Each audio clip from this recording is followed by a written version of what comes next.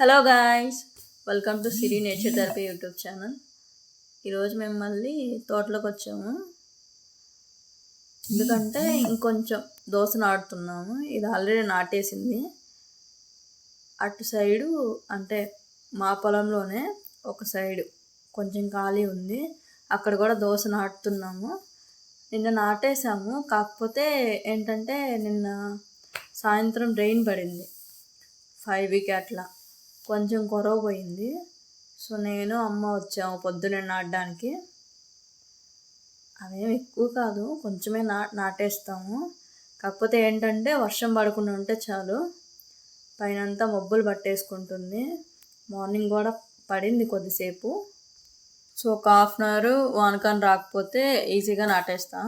So నేను ఎందుకు ఈ వీడియో తీస్తున్నానంటే కొంతమందికి తెలియదు మన ఫార్మింగ్ ఎట్లా చేస్తారు, దోశ ఎలా నాటుతారు అండ్ వాటికి బోధలు ఎలా చేస్తారు అని చెప్పేసి అవి జస్ట్ తెలియని వాళ్ళకి చెప్పడానికి మాత్రమే ఈ వీడియో తీశాను. సో ఫార్మింగ్ అంటే మనకి నాటి నుంచి ఉంది కదండి, సో తెలుసుకోవడంలో తప్పలేదు. సో ఇవి కాయలు ఉన్నాయి, ఒక 2 days తర్వాత అట్లా కొయ్యాలి వీటిని. ఇది 2వ కోత అనుకుంటాను. ఫస్ట్ కోత వీడియో ఈ వీడియో డిస్క్రిప్షన్లో ఇస్తాను, మీకు చూడాలనిపిస్తే చూడండి.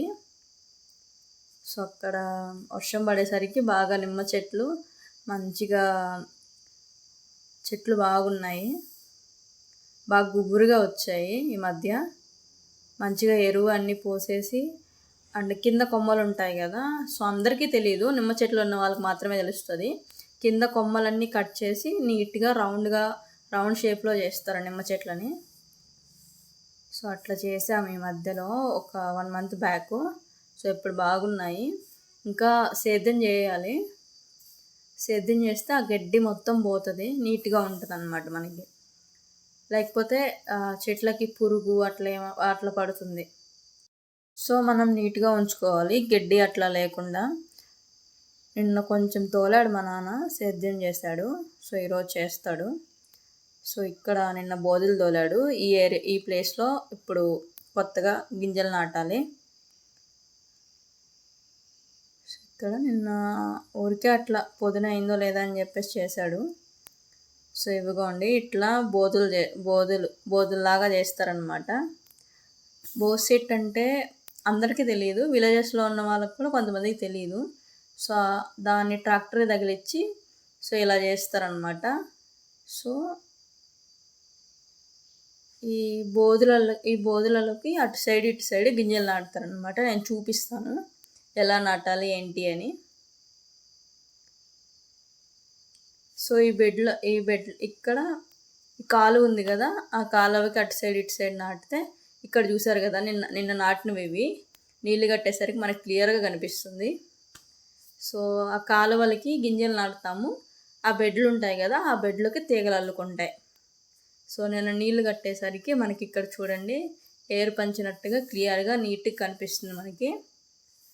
సో గింజలు, సో ఈ గింజలు కూడా మనం తయారు చేసుకోవచ్చు. అది కూడా నేను వీడియో చేశాను, మీకు చూడాలనిపిస్తే మన ఛానల్లో ఉంది, అప్లోడ్ చేశాను. అది కూడా చూడండి, మీకు యూజ్ అవుతుంది. మనకి ఇక్కడ ఇలా గింజలు తీసుకొని ఇలా నాటాలి.